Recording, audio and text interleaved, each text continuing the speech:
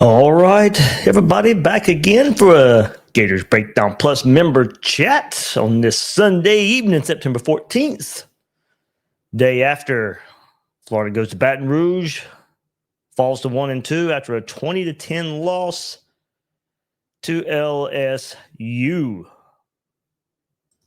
And we have to do this again after another loss. It's getting old. 2021 under Billy Napier. 1-2 on the season, like I mentioned. Certainly not the start we envisioned for this higher expectation season, but here we are anyway. So we'll get back together again. Gators Breakdown Plus members right here in the Discord. They've been turning out pretty good. Have enjoyed doing these on these Sunday evening. Kind of changed the format this year. So still the previous day's game a little fresher on the minds. Who knows where it goes? Trying to maybe, not repeat last Sunday. Of course, just for the sake of it, maybe just a little better conversation here. But of course, it's going to go into a lot of the same topics that we talked about last week. Suffering another loss last week, a little more inexcusable than this week, given the opponent. But man, just a storyline of this one kind of a new way of losing. When your quarterback throwing 5 interceptions, not many quarterbacks even get a chance to throw 5 interceptions. But DJ Lagway, of course, they're in Baton Rouge, really struggling with Blake Baker's defense. This new look LSU defense, of course, not the first year under Blake Baker, but certainly hitting the transfer portal hard, finding some certain players. Especially, a player from Florida like Jack Pyburn inserting into that defense. And certainly with another a year of experience with Blake Baker leading the charge has certainly transformed their defense. Florida's defense is good too, but certainly didn't have an offense that could hit big enough plays to help them out like LSU did. So Gators go to Baton Rouge, take it on the chin. That was the first loss many expected for this season. The first loss for the season many expected, not last week versus USF, but now 2 straight losses for Florida heading into the Miami game next week and then the bye week. So certainly lots coming up. We'll get into just crazy. I'll put it out there in just a second, but AP poll comes out today. All of Florida's major rivals are ranked in the top 15 of the AP poll. All the major rivals. That's the reality of the Florida program right now under Billy Napier. That's the reality of year 4 under Billy Napier. You look at the AP poll, is LSU still number 3, Miami number 4, Georgia 5, Florida State 7, and Tennessee 15. All of Florida's major football rivals ranking in the top 15 in year 4 of this regime. Unacceptable. That's how far we've fallen. Florida was in that mix just 2 weeks ago, starting the season. And now we just have to look at a poll and every major rival is playing well, playing good, beating Florida. Maybe about to beat Florida. That's the reality of the situation right now. That's where this program is right now. Now, that's a snapshot. That won't stay that way. There's rankings, of course. Florida State, Miami got to play each other. Some of those other teams got to play. Tennessee just played each other. Georgia, Tennessee just played each other. Great game between those two. Certainly deserving of being top 15 both. Got Miami, number 4, coming up there for Florida. Texas, Georgia play each other later this year as well. So there's going to be some more movement. 2 more of Florida's opponents are in that top 15 too. Texas A&M at number 10, Ole Miss at number 13. So, yeah, that's the reality of the situation right now. Your schedule is ranked. Your rivals are ranked. A sad state of affairs. A sad state of affairs for this program right now. All right, everybody, if you want to get in here, start the conversation. We'll go in a couple ways. I'll kind of go through some of the tweets I shared throughout the day. That'll kind of lead us through some of this conversation. Also, take a look at some PFF grades, some storylines of the games you guys want to talk about. Hopefully hopefully we can go that route a little bit, but certainly,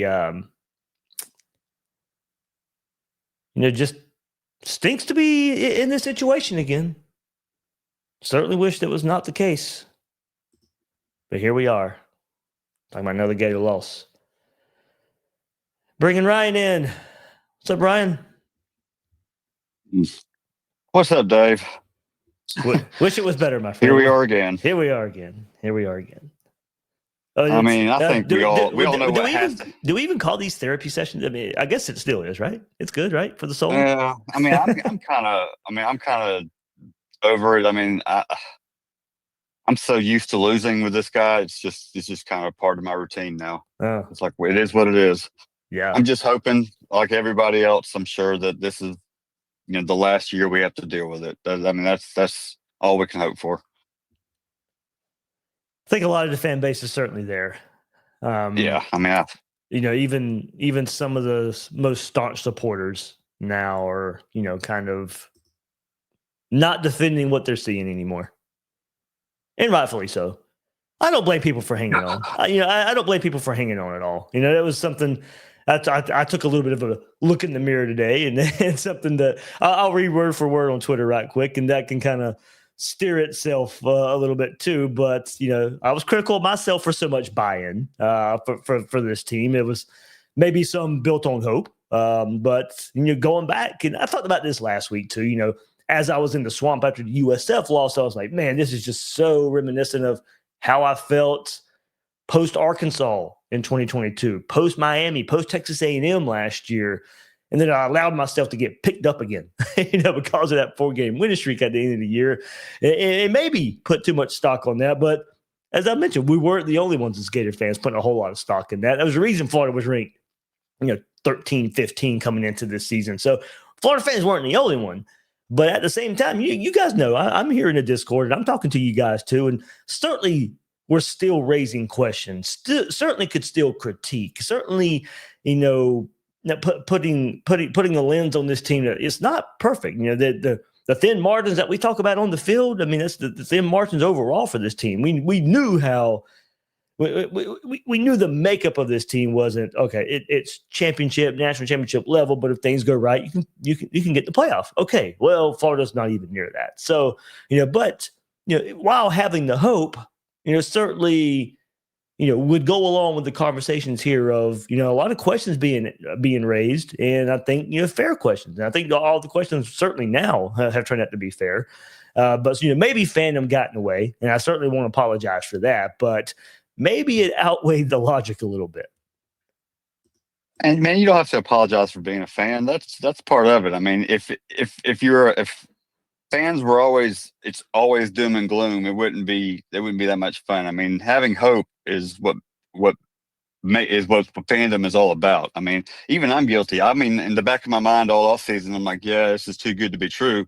But I'm still hopeful. I'm like, yeah, well, we do got DJ Lagway. Yeah, we do got All-American offensive line, which are kind of the two biggest disappointments thus far of the season. But, those were I'm just as guilty thinking, yeah, the pieces are there. The only question mark I ever had was the head coach. And, those questions have once again been answered. But, yeah, I mean, we're all guilty of it. You don't have to apologize for being a fan. I mean, we're all here. We're all suffering through it. We're all the same way. Yeah, for sure. Yeah, with the podcast, I guess I don't know how people view me. I guess is it more of a fan? Because everybody knows I'm a fan. Of course, that's why I started this. I put that disclaimer. I'm a fan first. Tailgating my tail off there at Harmonic Woods, and I wouldn't be doing this if I wasn't a fan. But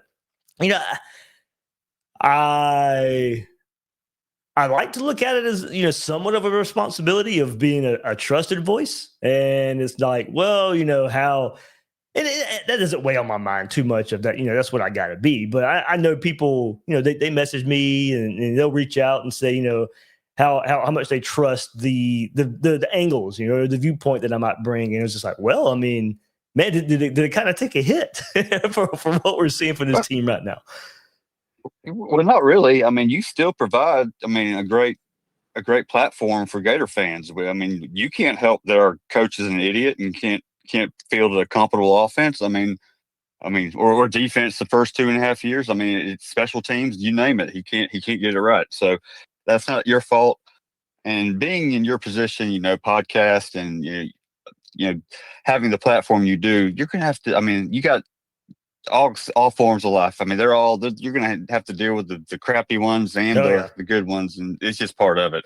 I mean, I wouldn't let that bother me at all. But I mean, like I said, I don't have to deal with it on a daily basis like you do. So I get the the reason you're tweeting what you did, and just to, I mean, but like I said, for me personally, and probably for most people that are in your Discord, we know who you are, and we don't let your hope or your judgment or anything you say and do, change how we feel. I mean, we're all in it for the same reason. We all want the Gators to win. yeah, So that's the bottom line. for sure. And I'm probably not great to. I don't want it to be about me. So, Yeah. but, Anyway, yeah, on to the game. on to the game. So 5 interceptions. Ugh. I get the whole, he's our golden child and we pay him a lot of money and he's the face of the. But a good head coach, or at least, I mean, after the third interception, I mean, you can already tell by the second one that his footwork is off. He's not setting his feet. He's all over the place. He's not accurate. I mean, you can tell he's making bad decisions. He's been doing it all night. But after that third one, that's when you got to put his butt on the bench, even if it's just for one series, for him to get his thoughts together, get his mind right. See somebody else out there's like, yeah, he's got my spot. Let the competitor come out him. And then another thing is the RPOs and the checks. You're giving him too much freedom. I mean, once again, last week we saw him kind of struggle with that. Again this week, you've got to kind of rein it in and realize that maybe he's not ready to have this much, authority at the line and to be able to check into this, because right now his head is, I got to make the next play. It's got to be me, no matter what. I'm going to try to make the play, and that kind of bit him several times yesterday. Yeah, and I'm glad you kind of brought up and went through it there with Lagway, because I asked myself the question, should he be pulled? Should he not be pulled? And then going the way you explain it, it's kind of a way that I did think about it, because you mentioned the mechanics and stuff, but I think the most disappointing part for me were the double coverage interceptions and the triple coverage interceptions. And those are the ones where I'm like, no, that's, you can't do that. You might be frustrated, but you can't. You got to still live within the game. You still got to try and play the game. And that was,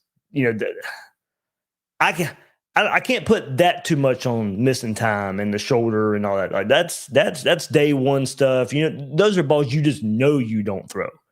And that was that would have been the threshold for me to start pulling him, because I'm like, okay, obviously your head is not in the right spot, and like you said, maybe put him right back in after a drive or two, but certainly sit him down, talk to him and calm him down a little bit, because it just snowballed into, it was bad decision after bad. I mean, and the last one, just kind of throwing it across the field. And I don't know if you were trying to throw it out of bounds or not. I mean, I can't really give you that benefit of the doubt after throwing 4 previous interceptions. But to me, it was really the decision making of those interceptions that were the most detrimental for me about DJ Lagway. Yeah, I mean, he's just. I don't know what it is exactly. I mean, we all know missing time, no spring, no fall, all that. But at the same time, it really just it makes no sense, the progression he's made. Even after 2 games, he should be right back in there, comfortable and back command of the office. I mean, if he spent the whole 2 off seasons taking, air quotes, mental reps, then he should know not to throw that ball into triple coverage there, because he should know that. I mean, all those throws were him trying to force something and strong arm it, thinking he's going to make the hero ball play. But I mean, yeah, you can't do that. I mean, it's like we said, you got to be smarter and you got to take what the defense gives you. You can't just this ain't high school anymore. Yeah, and it kind of felt like he was trying to be, the best player on the field, like he is in high school and make the throws that, you can make those in high school. I don't know. It's kind of, he looked a lot like a first-time freshman to me. I mean, Yeah. and it was the first time he really looked like that. And now granted, I guess it's the first real road game, and it is, LSU, so it's a tough defense and all those things, but it was way worse than that. I mean, it looked like he really wasn't ready to be out there. It was like a rookie NFL quarterback making a start that you could tell he's not ready to be out there. Yeah, definitely certainly looked like that. And hopefully that's a learning experience for him. And man, I had somewhere I was going to go with that, and maybe to come back to me. But I was trying to get Harrison's in here right now. So Harrison, what's up, man? Hey, Dave, how we doing, man? Doing good, doing good. Yeah, I think all the Gator fans are more interested into the next head coach than talk about the one we got now. I know they are, and believe me, I've all the Twitter DMs, and I know the conversation in the Discord too. There's a lot of, hey, what's the list look like, Dave? What you got the list? And I'm going to kind of play it like I did a little bit last year. I'll come around to it eventually. There will be plenty of time for that, I think. So, but I understand I might lose listeners, viewers because of the, not necessarily wanting to relive a game, relive a loss, but we'll have time for the other stuff. But going back to the point, you can jump in here too with that.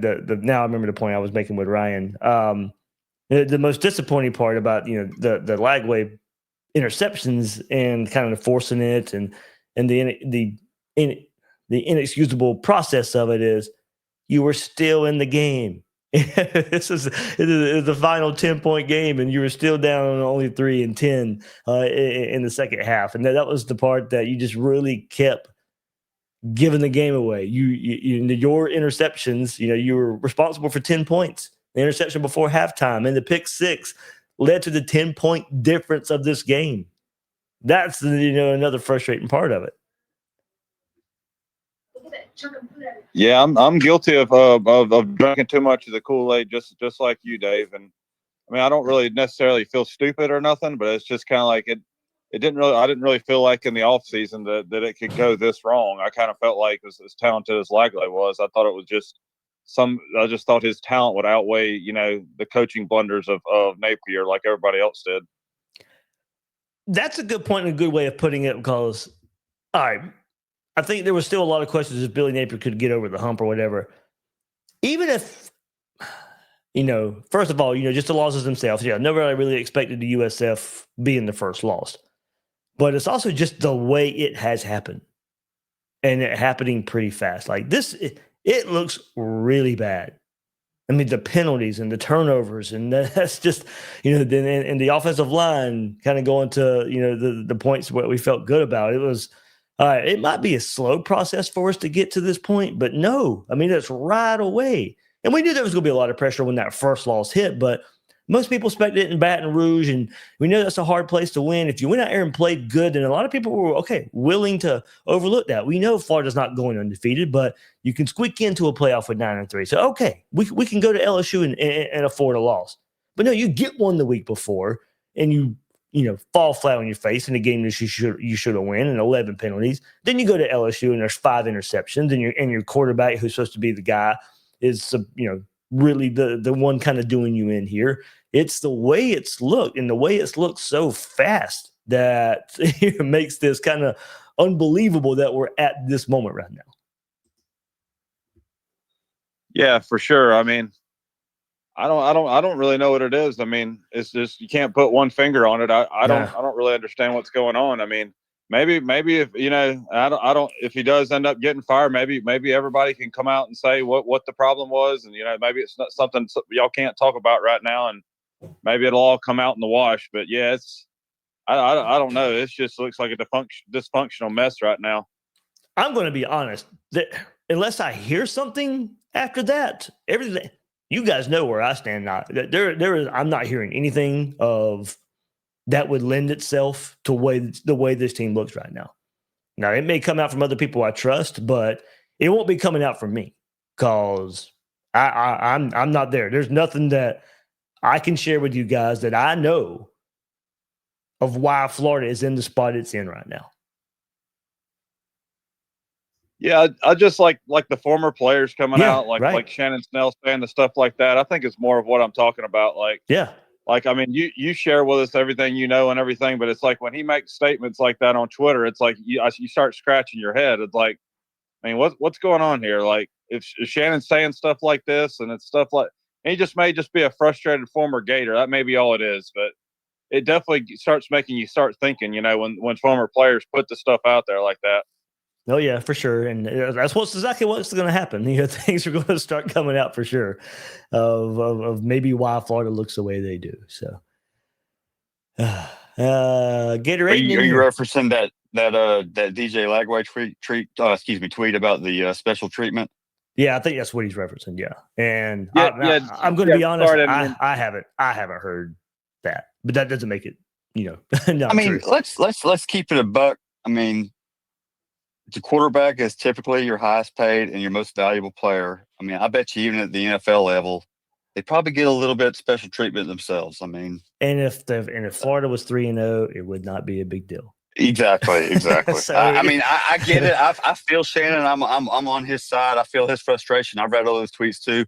But I mean, I can also see that. I mean, that's not really a big thing in my eyes. Anyway, I'll shut up. Sorry. No, you're good. Gatorade, and I know you're on mute right now, but got you in here as well. There he is. Yeah, here I am. How you doing, Dave? I know well. It's tough. Yeah, Once again, it's Groundhog Day. It seems like it's been like 3 years. Groundhog straight. I'm not going to count the first year though. Groundhog Sunday. That's what we'll start. Yeah, exactly. I mean, I'm telling you, man, it's difficult.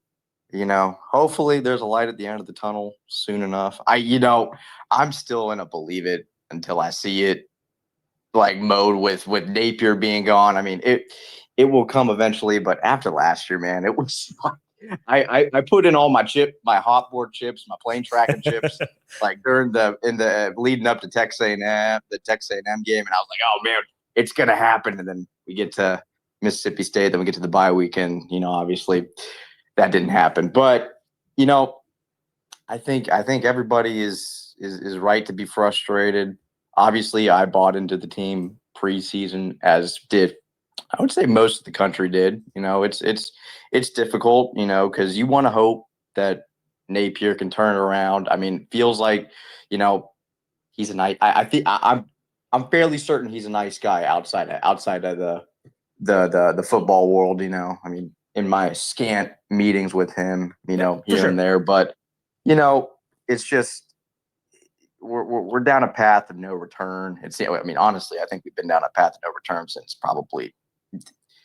I'd say probably post Arkansas 2023. I think that, I think we realized what we had, and that's been difficult, because at this rate, we've seen Florida State die and they get resurrected. We've seen Miami, swell up to probably, I'd argue, one of the, if not the best team in the country. And, oh, hey, post LSU, you got to go on the road and play them in a primetime matchup. And, you got to get sacrificed to the Fighting Pat McAfee's on College Game Day this weekend. I tell you what, man, it's going to be difficult to watch, but not a lot of good right now with the program. And it's just the way that we find different ways to lose these games. USF last week, offense looked putrid, but Lagway didn't play.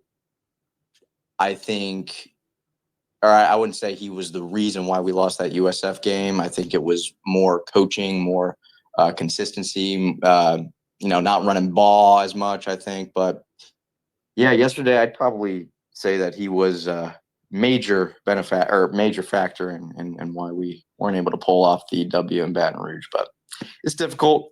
But yeah, it's just got to stop. It's just got to stop. I mean, we're not even a quarter of the way through the season. Yeah. Only one game into conference play for the fourth straight year, and season's over. Season's cooked. We're already having hot seat talks like midway through September. It's tiring. It's got to stop, man. But it's difficult. But I think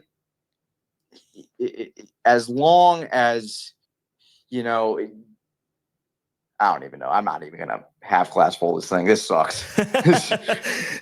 Yeah, you certainly tried to I think, because we all look forward to this year, and you get 12 chances. Yeah, and you get 12 chances to go to junior. That's what you're guaranteed.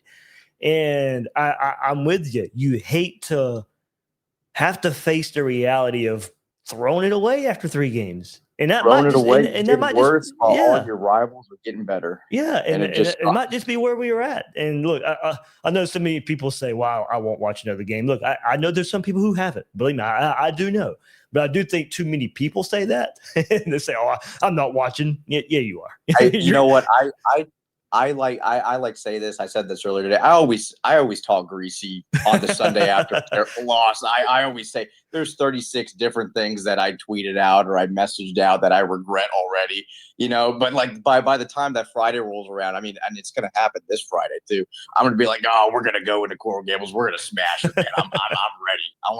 I want to put Mario's head on a stick, But I just, and once that game happens on, I don't know. They haven't released the time slot yet. I think they have 7:30. But Yep. it's gonna be the same cycle over again. But just I'm not even gonna touch hot seat talk right now. I need to see the Thamel tweet. I need to see one of you guys say, okay, it's happening, until I mentally move into that discussion. Because right now, I mean, Billy Napier's at the helm, and for all intents and purposes, we're going into the bye week, into the Texas game, with him at the helm. So, I mean, hey, at that point, when it happens, it'll happen. But, right now, I'm still a fan. I'll still keep watching. I'll still be paying my money for tickets to go to these games and everything, much to the chagrin of those that believe that, we need to not go to the games, which it's so tough. I understand it, but it's so tough not to, because you love Saturdays in the fall and you wish that, the program would put a better product out on the field, but it's just not happening. And I just don't think it's going to happen with this guy, with Napier.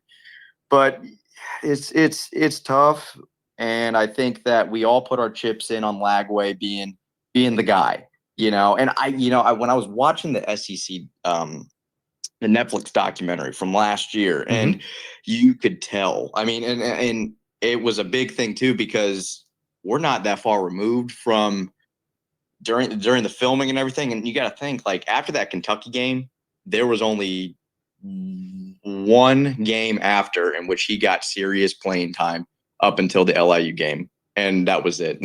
Serious 11-on-11 time that he got up until the LIU game. So that dude that we saw in that SEC Netflix documentary that looked like he had deer in the headlights eyes in the film room, and how nervous he was, I feel like that's that guy that we got in the USF game, and I think that's that guy that we got in the LSU game. And you know what? I'm not mailing it on Lagway, because he deserves his chance. Hey, shoot, we've been riding high on Napier for the past couple of years, and we've given up there. I will concede that, but with Lagway, he's got another opportunity, and we definitely are not short on those opportunities to go into Coral Gables, and we got Texas, and then we have I believe a top. I think we'll be playing a top 5 Texas A&M team once we go to College Station. I think they will have their guns blazing. So he won't be short of his opportunities, I'd say. But I'm not giving up on him. But I think the staff is cooked.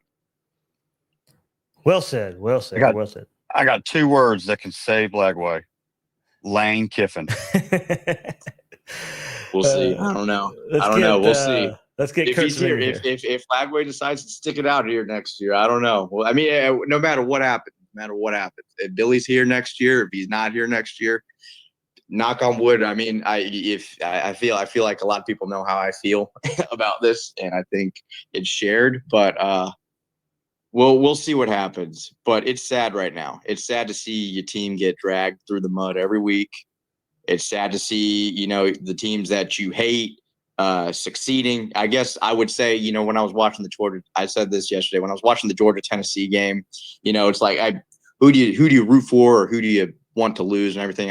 Personally, I said I want a nuclear bomb to blow up the stadium, but the closest thing I said, I wanted one team to at least be heartbroken, and I guess Tennessee was the team. Oh, there you go. But it just hurts though, because it sacrificed that Tennessee sacrifice led to Georgia being now back, I assume, in the college football world. So it always sucks to see those teams like succeed, and and your team just can't do it, just can't get over the hump. And it's it feels like, as a fan, it feels like it's so simple. Feels like it's so simple because like you just fire the guy, or just why don't you run ball more, or utilize Lagway more, but it's just not happening. And I think that we're just pulling our hair at trying to get at the answers, because I mean, I would probably say that a lot of those that are couch coaching right now would be better suited to run the Florida Gator football program than Billy Napier, in my opinion. But we'll see. I hear you. What's up, Kurtzman?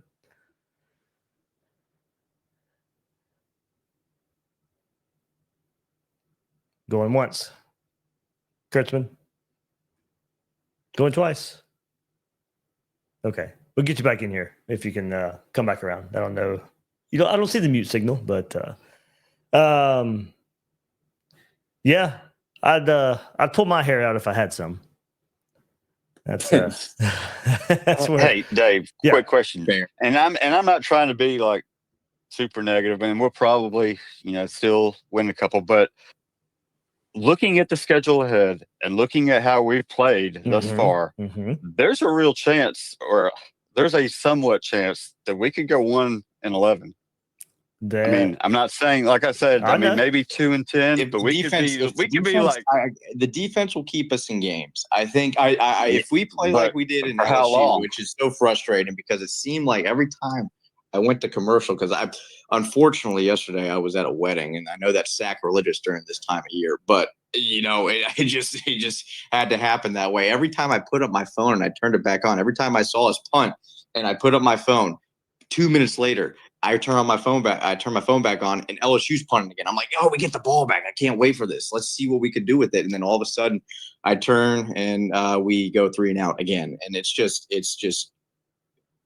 I guess the theme of the last 4 years, it's been consistency and momentum. And those are the two things that Billy Napier has absolutely needed during his tenure here. And he has not come through with, consistency with when the defense sucks, the offense is getting going. And then now when the defense is good, the offense has hit a brick wall.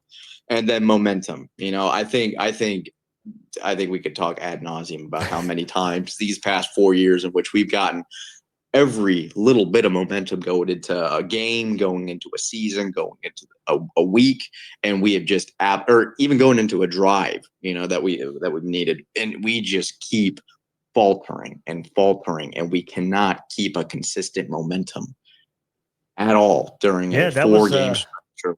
That was a good bet. Last night it seemed like when there was a good play, all right, there was an offensive holding. It was going to happen. Yep. If there was a good play, that was you best bet it was on the horizon. There was going to be a holding call in the next couple plays. Yeah, it was very unique as well too, because I don't know if someone had the stats, but I believe DJ Lagway threw the ball 40-something, 50-something times last night. 49 times. 49 times, and that is just something that is rare in a Billy Napier offense. The fact that we were not relying on, because Ball had a few runs. He played pretty effectively. I'd say that he was the best player on our offense. Best player. I mean, to be honest with you, he was probably one of the best offensive players of the night last night. He's been the best offensive player of the season so far. And he had touches, right? Easily. I mean, Jaden Boss single-handedly beats USF. But yeah, Ryan, he had 10 touches, 4.6 yards. Yeah. Well, yeah, 10, that was 10, my bad. 10 carries. 10 carries. Yep. Yeah, he was touches. effective in the passing game. Yep, 7 receptions. Of course, and it's just holding. All right, Kurtzman, I know you're back. We got you now. You might have to leave and come back in. I think somebody had to do that last week, but I'll make sure I'll get you back up top. Going to your point, Aiden, you brought it up. And look, there are different reasons for it, so I'll go through it right quick. You mentioned Lagway throwing 49 times, and I shared the stats in here earlier. Against FBS competition, while Billy Napier's been head coach at Florida, 3-12 when the quarterback attempts at least 30 passes. Not his game. It's just not his game. It's not the way he wants to play offense. No, and look, there's two ways to look at it. You're either down so much, so you got to throw that many times. Yeah. Or when you do throw that much, it's just not lending itself to. It's not going anywhere. Yeah, it's not going anywhere. It's not going anywhere. We don't have Petersburg at that. Yeah, so Richardson in 2022, 35 versus Kentucky. That was a loss. 44 versus Tennessee. That was a loss. 37 versus Georgia. A loss. 42 versus Vandy. That was a loss. Then we go to Graham Mertz. 44 versus Utah. Of course, a loss. 30 versus Kentucky. A loss. And then two of the wins versus Vandy. 36 for Mertz that year in 2023. 48 versus South Carolina in that comeback win. Then 34 versus Georgia in a loss, 42 versus Arkansas in a loss, 38 versus LSU in a loss. And then we go to last year, Mertz and Lagway. You combine those guys for the Tennessee game, they have 32 attempts, close loss in overtime. Lagway in the bowl game last year, 35, that was a win. And then so far this year, 33 versus USF, that's a loss, and 49 versus LSU, that's a loss. So there you go. The two this year, the two this year are not you fighting from behind. It's not you having to pad stats. Oh. It's whatever. It's the game plan, or for whatever reason you're throwing the ball so much, and it just does not lend itself. It's like just throwing something at a wall and seeing what sticks, and it's like week in and week out. It doesn't seem like it's a consistent game plan by Billy, and it's weird. We acted like we were down 30 points the entire game when we were in the game the whole time. We completely abandoned the running game. And they were loading the box, but come on, there's other ways you can scheme around that to try to open things up and to give your quarterback a little bit of help when you can tell he's struggling. I mean, we needed a single, and we're trying to swing for the fences doing it, man. It was just so tough. We just needed chunk plays, ground and pound. We had. I mean, I think in my opinion, DJ's worst interception was the one right before halftime. You just cannot do that in that situation. I mean, he was throwing into a team meeting at center field in midfield by the LSU secondary. Man, it was awful decision. Let me see, Kurtzman, you good? My bad, but let me see if I don't know what the issue is. It was fine last week. If anybody else can help out, let's see. I think somebody else had this issue last week, but I don't know why. We bring Symbiote in here.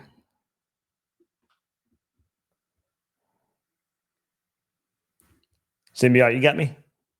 Trying to see what happens if I bring somebody new in. Yes, sir. Yes, sir. Okay, there we go. All right. Yeah, I don't know. Maybe he's not hitting accept when you. No, he is. He's in here. I don't know what the issue is. I can't. What you got, man? What's up?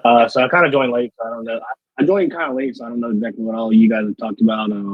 But how do you feel about Napier now? I know last week on one of your episodes you were saying that you want to give him a chance and see what they do against LSU and all that stuff. Do you feel like it was Napier, or you feel like it was just the whole thing, or like where are you at?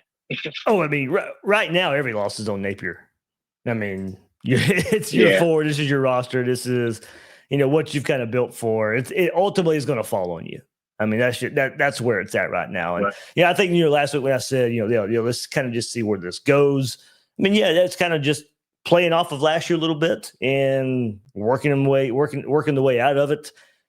I think you only get probably one chance to probably prove you can do that. If you're digging your own grave, I don't think you get to that point this year.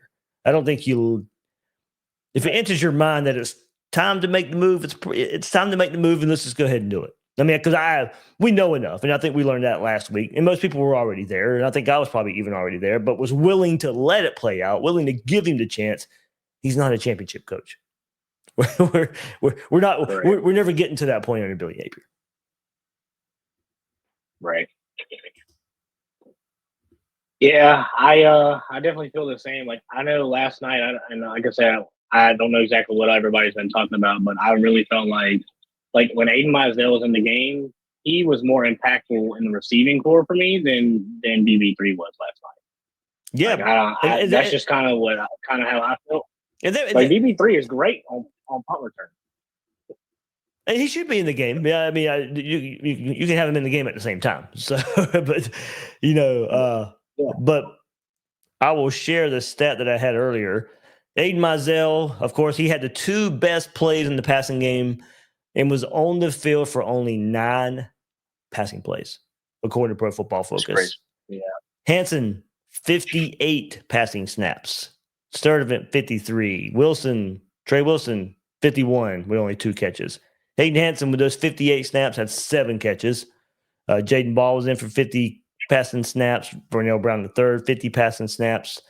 He had 8 catches. Like I said, Mizell. Then it goes all the way down from Vernell Brown III at 50, all the way down to Mizell with 9 passing snaps, 3 catches, 2 of those, one being the touchdown, the other one being a nice, having to kind of adjust his body and catch a pass over the middle. Kind of just goes back when the ball is in his hands. We've seen some good things. I mean, going back to last year, it's kind of what we saw with Aiden Mizell. But for whatever reason, I asked Billy Napier about Aiden Mizell right before the season started, and he mentioned all the things that he needs to see from him for him to get on the field a bit more. But man, when the good things that are happening, you can't tell me they're not outweighing some of the other aspects that you probably want to see from him. But he was making some good things happen with the ball in his hands. Dave, we talked last week about not playing our wide receivers and using a lot of tight ends. It's like Napier doubled down on that, and he lined up Hansen out wide every single time. We went 4 wide. Hansen, where you should be putting PJ Abrams or some of these guys that can just run fast, tell them to go run a go route.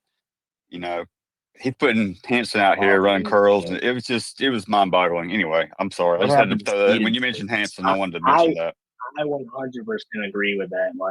Like last night, I stopped watching it after I saw that last play where right before he threw like his 3rd interception, something like that. I'm just like, I can't like these play calls and the formations are just horrible. Like we have all these receivers and all this other stuff, and then like after we took Mizell off the field after that touchdown, they had some other kid out there, number 14. I didn't even know who it was. Like, who is this guy? Luis Tenkara. It's not even Pinto. Yeah, I was like, who is he? Like, it was so crazy. Like, where's Tank Hawkins? Where's Abrams? Like, where's the guys that we hear about? Like, it was just wild. Like, then he had Ball out wide at one point. Like, I don't know, man. It's just sputtering, and it's like, I don't know, man. We tried to give him hope off the end of the last year, and he just hasn't proven that he can do it. I mean, it's just ridiculous at this point. It is. What's up, Corey? I know you come in here. Hey, Dave. What's up? How are you tonight? Pretty good. Despite the obvious. Yeah. Good. I also joined late. So I'm not sure what you've already talked about. Most of the major stuff. Have you talked about Shannon Snell's tweet? We did. All? Yeah, we did. Okay. All right. I'll catch that tomorrow. What about the O-line and penalties specifically? Yeah. Talk about that. I kind of brushed over it, but yeah, certainly could go deeper into that. And that's where I said if something good did happen, it was followed up. It was followed up by an offensive lineman holding it. I know Napier said after the game that, hey, some of that's to do with they don't know where the quarterback is. You got a quarterback who's escaping the pocket, and they are reacting to that, and there's where some of your holding calls come. Okay, I can buy some of that, but I mean, at the same time, that's Lagway's game. It's the same thing that made Lagway special last year, in some ways. And okay, they weren't happening then, so okay. I mean, I get it, I buy it in some ways, but at the same time, that's what the quarterback's going to do. Have you had a chance to watch the game again yet, or no? Here and there. I've tried to catch up on it a little bit where I can. What about what they were doing up front in the run game, especially like there were a few times where Ball's getting a little stuck, and like I still want to, even if that happens, or I mean, short yardage when I get stuck, but if that's still happening, like, and it's still a close game, why aren't we committing? You know, more are we giving up on our O line? It's like we were all sold that the run game was going to be the difference in this team this year. Yeah. So I'm still trying to reconcile what we actually have, and if there is a path forward for this offense. I mean, we've been given a gift with this defense. Finally, I've been bitching forever about this, and these guys look actually pretty serviceable, if not, maybe one of the better units in the SEC. But why is this run game not operational right now, especially with a talent like Jaden Ball? I mean, that's the question I think we're all asking ourselves. I mean, you brought back so many guys, and that's where you were high on this team. I don't have an answer. That was one group I thought would be able to rely on someone, at least in the run blocking game. I expressed my concerns about pass blocking heading into the season, but the run blocking and giving Napier and Rob Sells kind of development there, I thought that was going to be a given. I thought it would just be there, and maybe because you're limitations of your quarterback right now, you're having a hard time having defenses really having to play the pass so much. So they can kind of key in on the run game a bit. Well, but to me, it's more about they're just getting beat up front. They were just plain out getting beat. Even when it's not loading the box and stacking the box and having more. I mean, LSU a lot of times would just bring more numbers than they had, so there ain't much you can do about that. You play call your way out of that. But going back to mainly USF last week in the run game, and LIU the week before that, they're just losing one-on-one battles. And that's the inexcusable part. I don't know why they're losing them. I mean, is the focus not there? The press clippings get to them, the development not there? I have no idea. It's right to ask that question, but I don't know why they're not living up to the expectation. And this is one of the most disappointing biggest parts. anomaly. This is the biggest anomaly in my estimation about this team. Yeah. There were questions like even about the interior defensive line.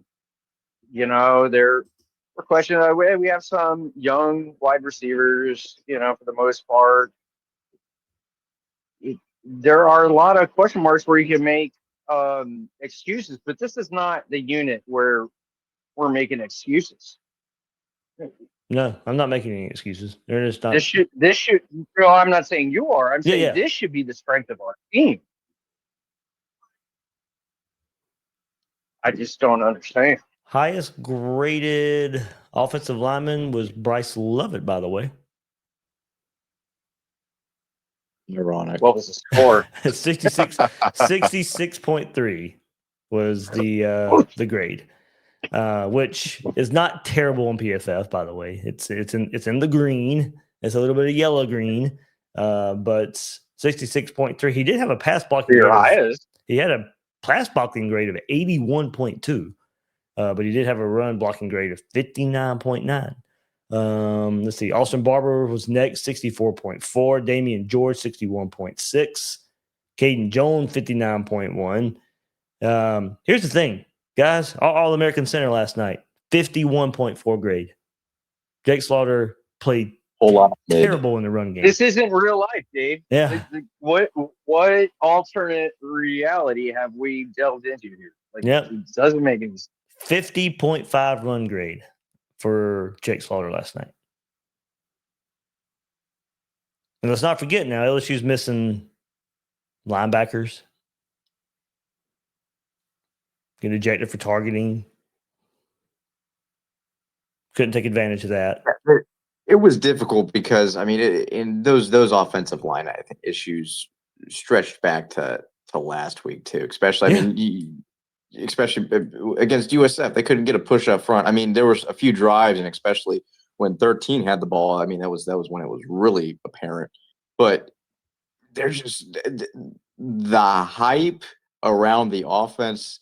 The offensive line this year, I think, has been one of the most miscalculated position groups I think I've seen. I could recall in quite some time. I mean, we thought we were going to have the best O line in the conference, one of the best in the country, and it has just not been the ROI has just been.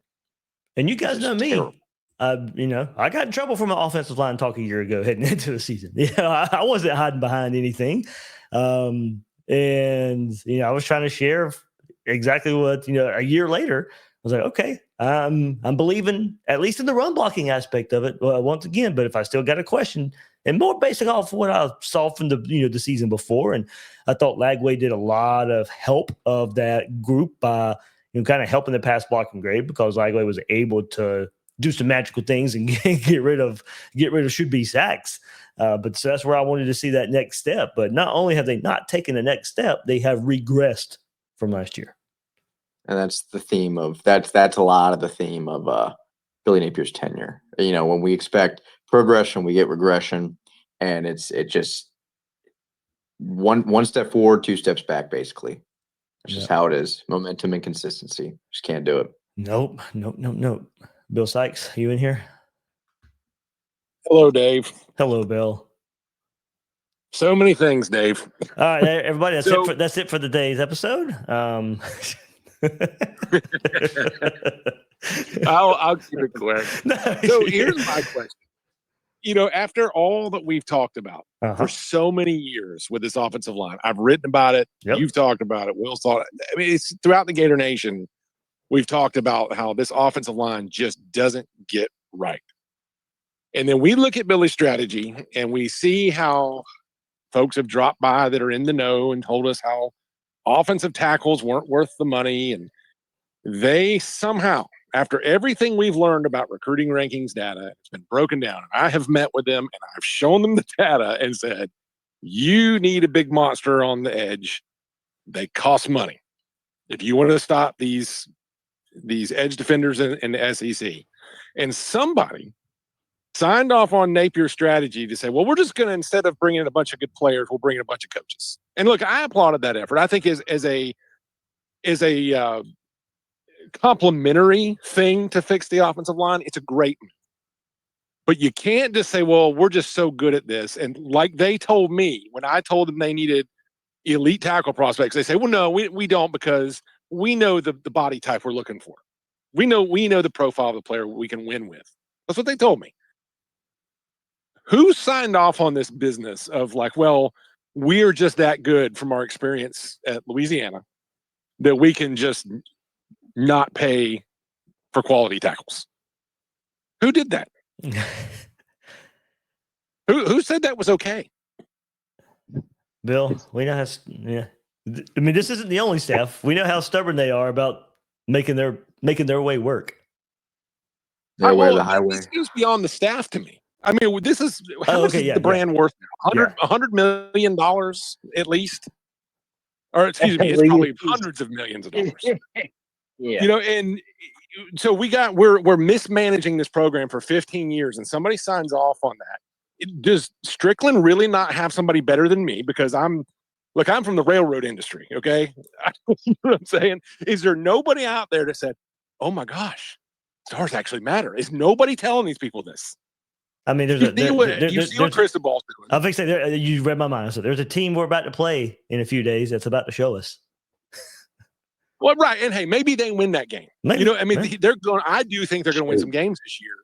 But what we have seen out of them, by and large, is we're going to go back to Big Lots and find a football team.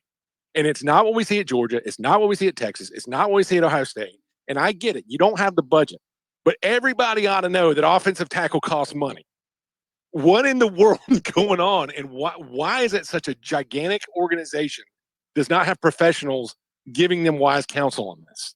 And why are they letting a coach from Louisiana say, no, I'm just a master evaluator again? Like, we haven't heard the story 3 times. Yeah.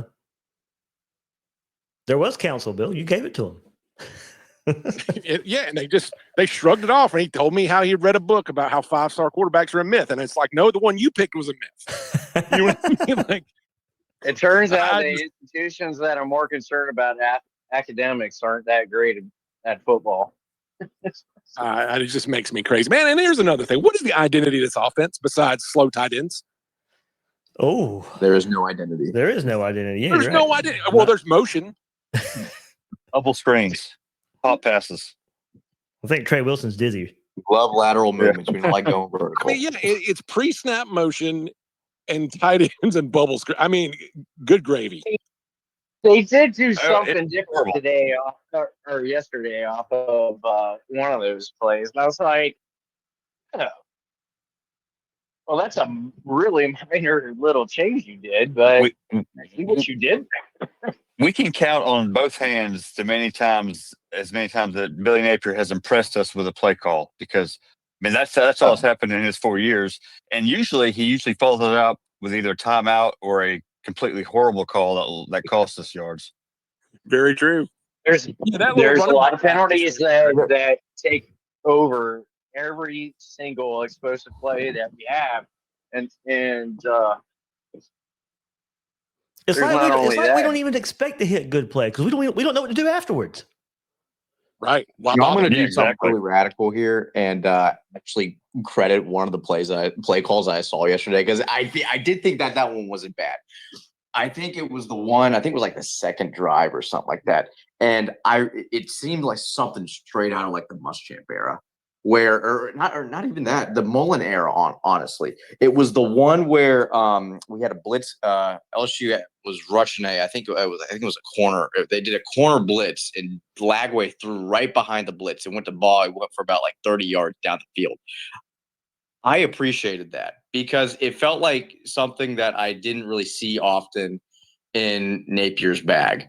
And I mean, ironically, that drive went nowhere. I think that was DJ's first interception after that drive.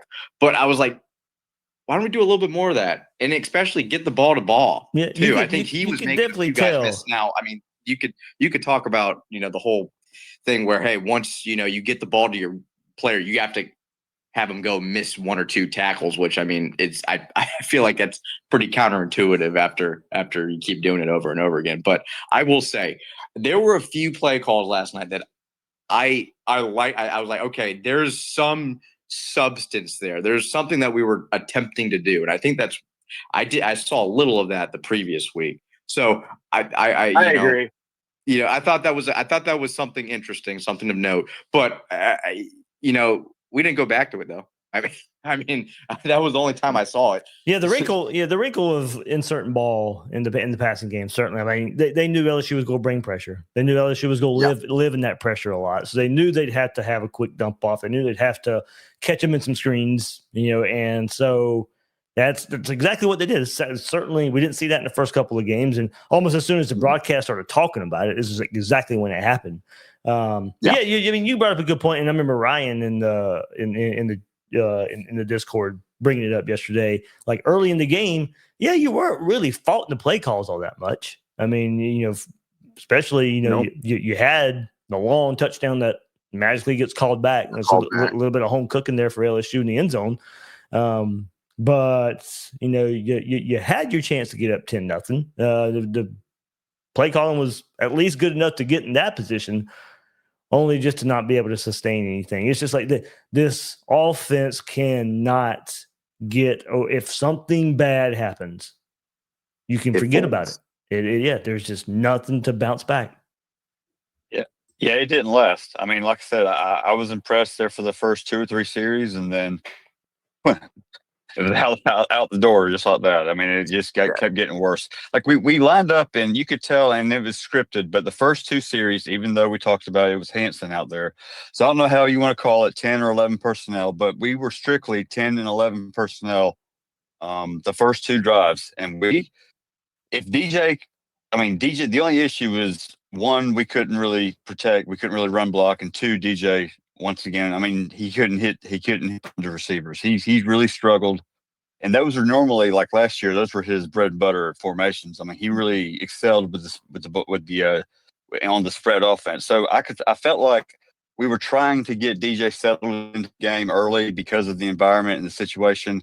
He wasn't getting it done. So I wasn't really faulting Napier for that afterwards. And then I don't know, as the game went on, it got worse. That is one aspect. And, for the game last night is at what point did Napier think, or have to think, what can I call? I don't have confidence. I don't have confidence. Same 4 plays weren't working. Yeah, I don't have confidence. It's not only the game, it's like what kind of headspace is DJ in at that time? That's what I'm saying. Like I feel where's like the confidence? he was rattling out, man. Yep. That's why you kind of got to make a change at quarterback. Like I said, even for a little while. I mean, you got to try something different. If you don't have confidence in in anything, your quarterback or your offensive line right now, then you gotta change something. You got to try reverse, try some, misdirection, something to get something going. I know it's frustrating. Like I said, I coach at a much lower level, 12U, but I get it. I mean, when you're out there calling plays and nothing's working, you're scrambling. But sometimes making a change of quarterback is the best solution.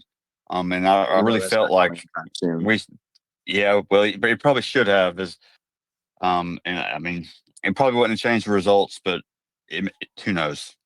I gotta be. I mean, I don't think they were going to do that. Right now. All right, hold on. Go ahead, Bill.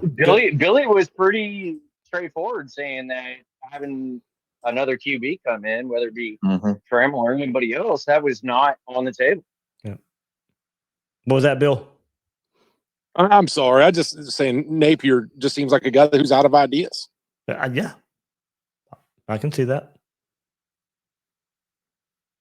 When your quarterback's throwing 5 picks, yeah, that was gonna be. It's gonna be hard to get there.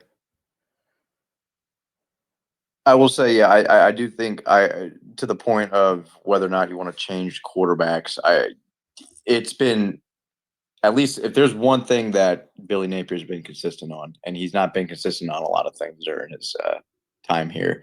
It's his stubbornness, his way or the highway. Do the things that he wants to do, when he wants to do them, and how he wants to do them. And when it comes to quarterbacks, it holds. I think we were really reaching last year. I think he really was reaching when he decided to go the two for one on the Mertz Lagway drives. I think he really didn't want to do it. And I go back to the Netflix documentary. He spoke really highly of Mertz going post Miami game, right before the Texas A&M game. He said, "Hey, we see no fault. We see no reason to switch up on Mertz. He's going to be our alpha guy. He's going to be at the helm, and we're going to stick with him and die by him." And only once the Mississippi State UCF game came around, we started to see Lagway a little bit more. But so I think when it comes to whether or not you want to put Trammell Jones in, I think that I don't think that it's a road that he wants to go down. Plus, I think it also symbolizes that he's thrown in the towel. Because I mean, what are we thinking? I mean, Napier, I think for a lot of people, Lagway was his lifeline. Is the reason as to why he is still our coach right now. And the fact that you want 3 games into the season, you say, "Hey, it's not working. We got to go to the freshman." Because Lagway, whether or not his physicality is not there, his physical abilities or his mental is just not there. I think that's him signifying that, hey, it's even he sees that his situation is. Billy had no option. Yeah, this was his only lifeline, like you said, lifeline. Well, it's a fine line. It's a fine line because you're all in. There's nobody else, right? And it's a fine line with the team because, but given the time Lagway's missed, I do think there is an angle to this. You want him to try and work himself out of it. Like it's these reps that are going to help him work himself out of this.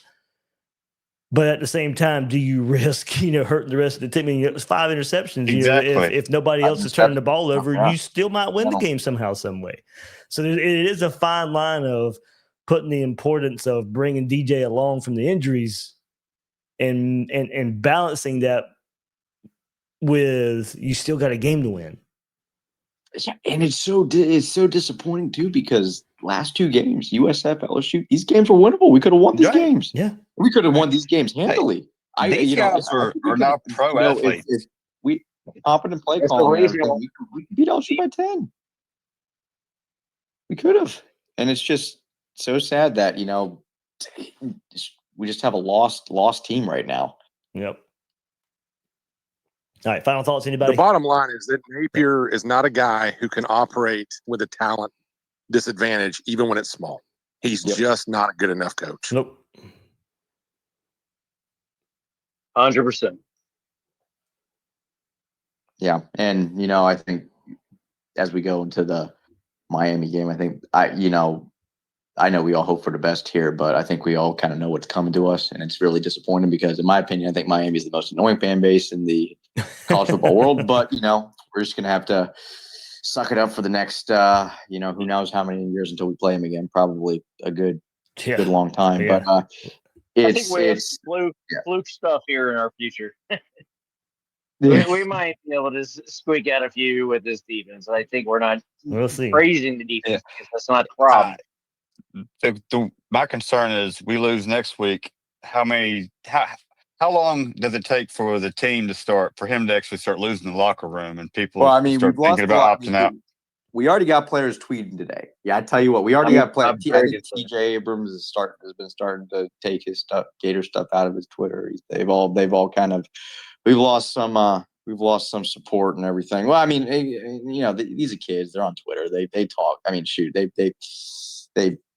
can say one thing and then mean something else later, but so we don't need to look too much into that. But I think the cracks are really starting to come out, and I think it's difficult. And I know what Shannon said earlier today, and that's his experience. I'm not gonna co-sign or deflect from that, but I think after this week, and I hope we go in there and we shock the world. I know everybody's going to be picking against us like they did last week, but I think that there will be an end eventually, and it will either end in Billy Napier doing something that he has never done before, and I don't think any coach in the history of college football has done before, and win and be successful against this schedule, or what everybody else thinks and what I think, and that is, I think we've seen the last of Billy Napier here at the University of Florida,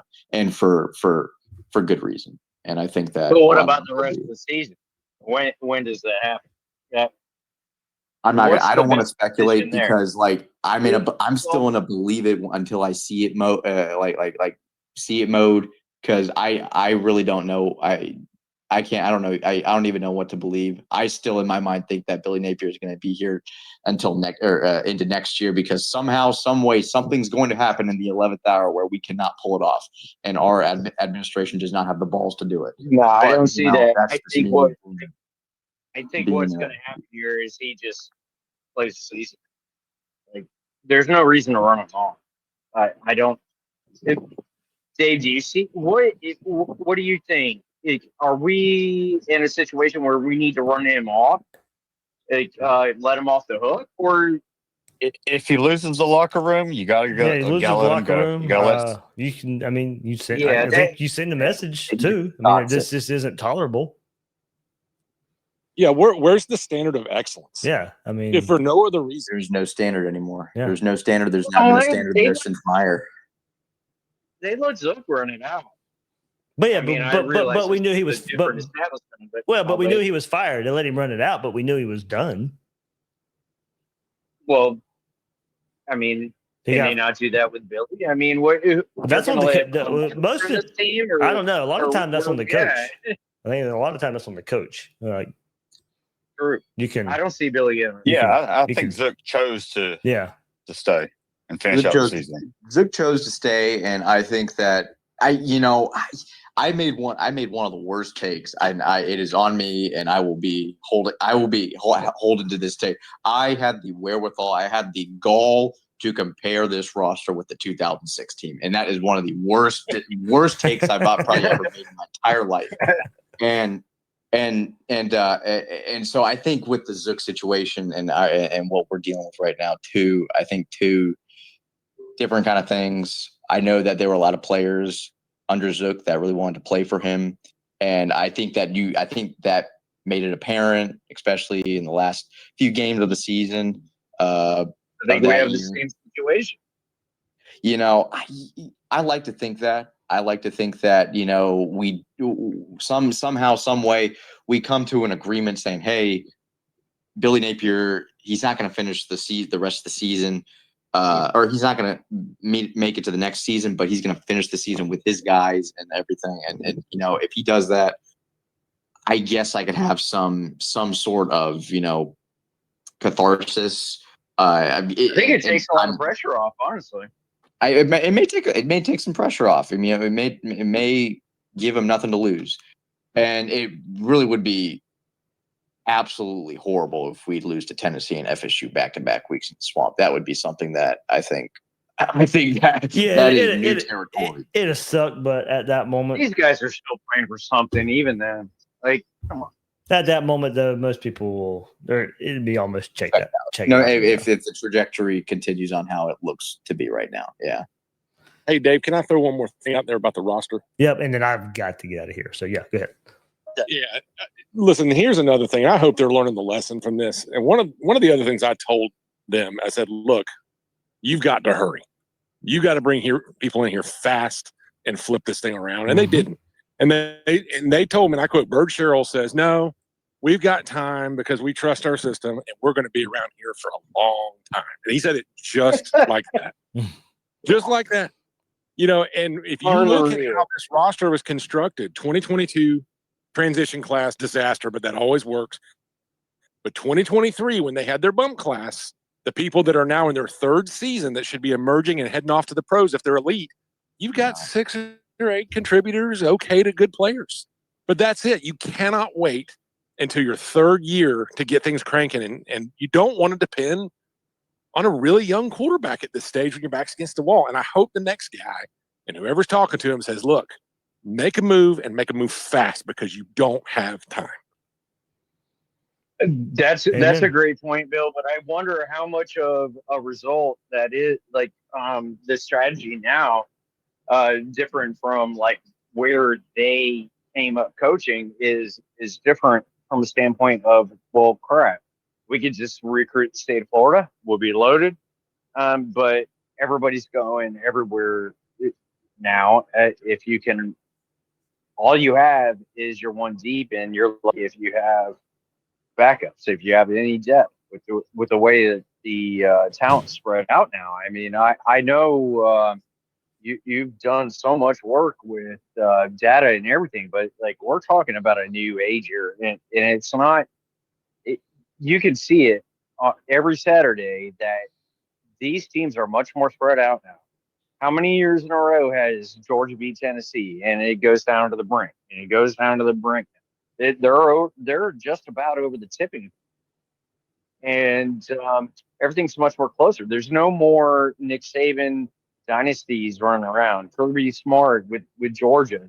That's not a thing that's going to happen anymore. You're not that deep. That entire Georgia defense is up there winning Super Bowls in Philadelphia.